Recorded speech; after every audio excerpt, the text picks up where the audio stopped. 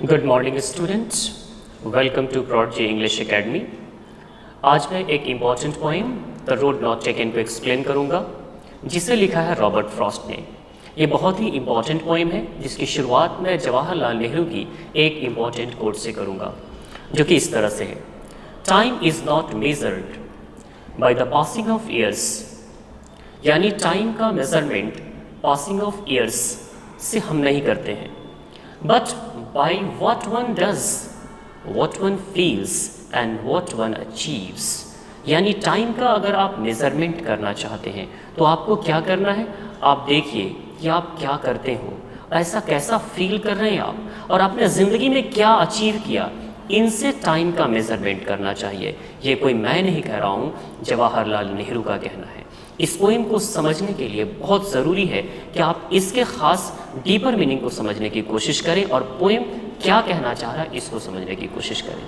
तो Robert Frost इस poem के ज़रिए बहुत ही इम्पॉर्टेंट मैसेज देना चाहते हैं, और ये माना जाता है कि ये जो पोएम है एक बहुत ही इम्पॉर्टेंट पोएम है। इस पोएम को बहुत जगह पे देखा गया है कि एक इंस्पिरेशनल पोएम के नाम से भी इस पोएम को जाना जाता है।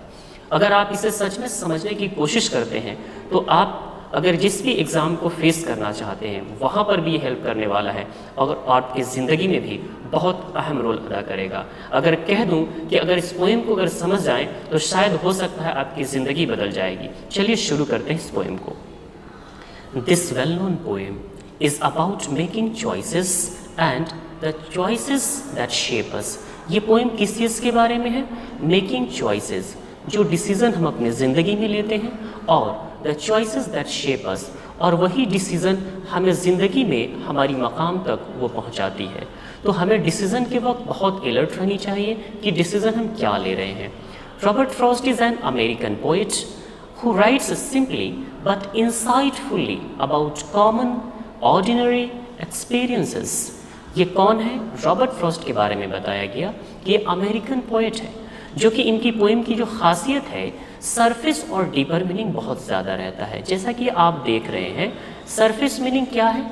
रोड का मतलब सड़क होता है, लेकिन अभी हम लोग सड़क के बारे में नहीं पढ़ने जा रहे हैं, अभी हम लोग चॉइसेस ऑफ लाइफ के बारे में पढ़ने जा रहे हैं। तो इन्होंने बखूबी एग्जाम्पल तो लिया है रोड का, लेकिन बताया है ज़िंदगी के बारे में, ज़िंदगी की चॉइसेस के बारे में। तो ज़िंदगी बदल जाएगी यकीनन अगर आप इस पोएम को समझते हैं।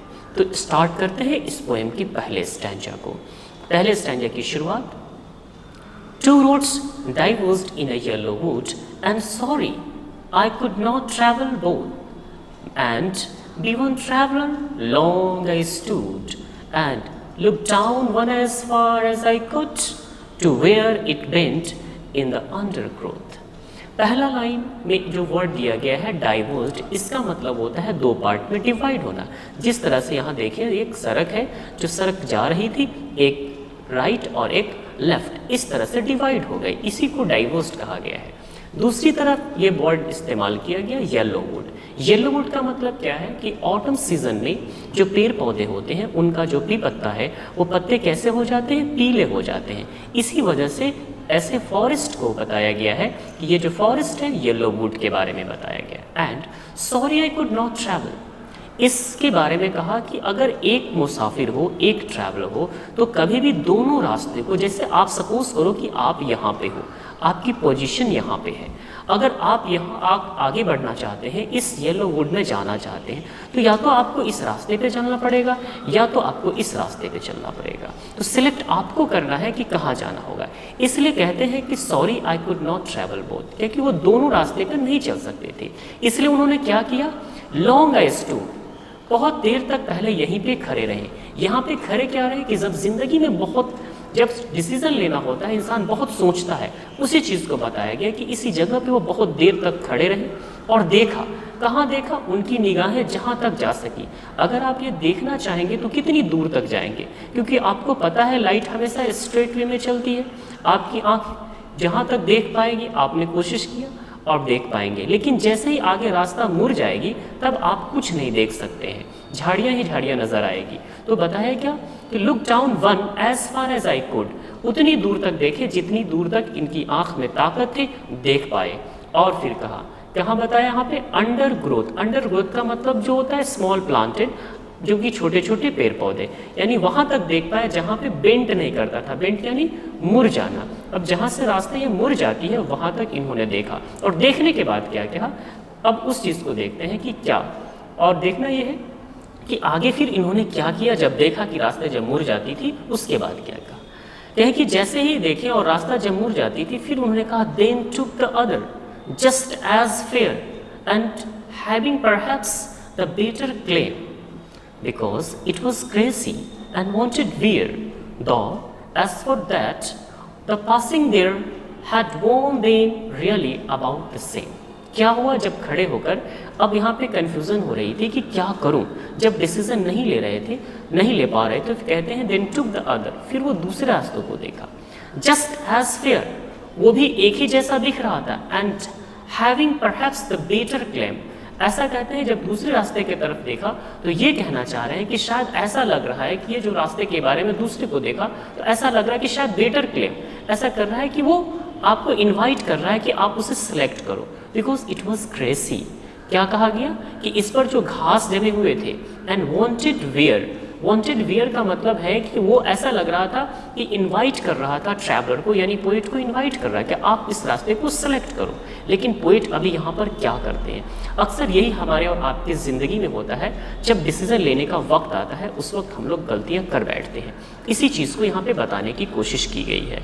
दो as for that the passing there, अब बात आती, हालांकि अगर बात करें पासिंग देयर का मतलब उनके बारे में बताई गई, मुसाफिर के बारे में, ट्रैवलर के बारे में।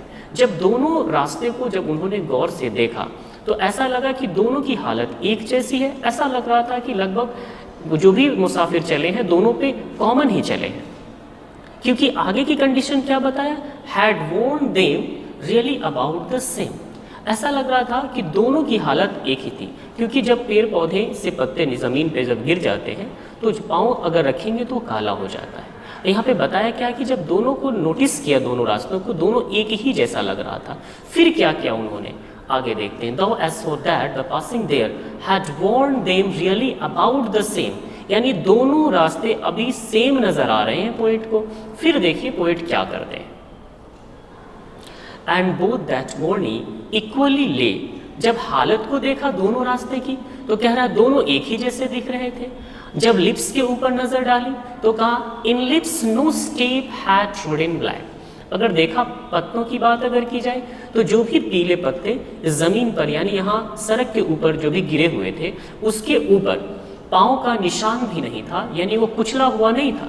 जब आप एक पत्ते के ऊपर अपना कदम डाल देते हैं तो वो कुचल जाता है, मैला कुचैला हो जाता है। इसी के बारे में कहा गया no step had trodden black. Oh I kept the first for another day, yet knowing how way leads on to way। कहते हैं I kept the first, उन्होंने सोचा अगर इस रास्ते को चले तो ये तो रास्ता छूट गया, इसलिए कहा मैंने क्या किया, एक रास्ते को, सपोज कीजिए कि इस रास्ते को उन्होंने छोड़ दिया और इसको उन्होंने सेलेक्ट किया, इस बात को जानते हुए कि पता नहीं वक्त मिलेगा या नहीं। कहा yet knowing how way leads on two way, पता नहीं किस तरह से जाएगा, इसका मंजिल कहाँ, इस बात को जानते हुए भी कि वो सफ़र की ओर आगे बढ़ गए।